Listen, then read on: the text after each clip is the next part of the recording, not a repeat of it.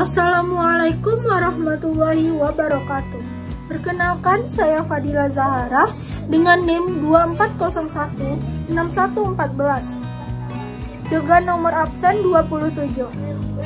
Saya di sini akan menjelaskan unsur ekstrinsik tentang cerpen yang berjudul Gerobak karya Seno Gumira Aji Dharma. Unsur ekstrinsik yang pertama yaitu pengarang. Seno Gumira Aji Dharma adalah sastrawan, jurnalis, dan akademisi Indonesia yang dikenal dengan gaya penulisan yang kritis dan puitis. Ia sering mengangkat isu sosial, ketimpangan, dan kemanusiaan dalam karyanya. Cerpen Gerobak ini mencerminkan kepedulian Seno terhadap realitas sosial, terutama nasib kaum marginal dan ketimpangan struktural dalam masyarakat kita.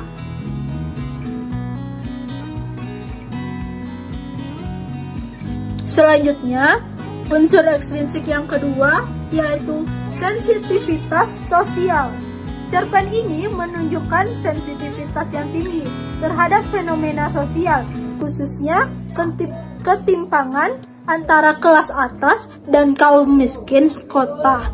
Seno menggambarkan bagaimana masyarakat kelas atas memandang kehadiran manusia gerobak sebagai gangguan, sementara kaum miskin dianggap sebagai beban yang harus ditanggung tanpa empati yang tulus.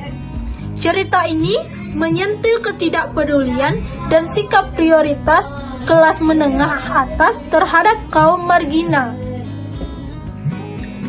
Selanjutnya, yang ketiga yaitu imajinasi. Seno menggunakan metafora negeri kemiskinan sebagai tempat asal manusia gerobak yang memperkuat kesan bahwa kemiskinan adalah entitas yang terpisah dan asing bagi masyarakat kota. Imajinasi ini memperkuat kesan bahwa kemiskinan bukan sekadar kondisi ekonomi, tetapi juga stigma sosial yang diwariskan dan dijauhkan dari pusat kehidupan kota. Yang keempat, intelektualisme. Cerpen ini tidak hanya menyajikan narasi, tetapi juga mengajak pembaca untuk merenung secara intelektual.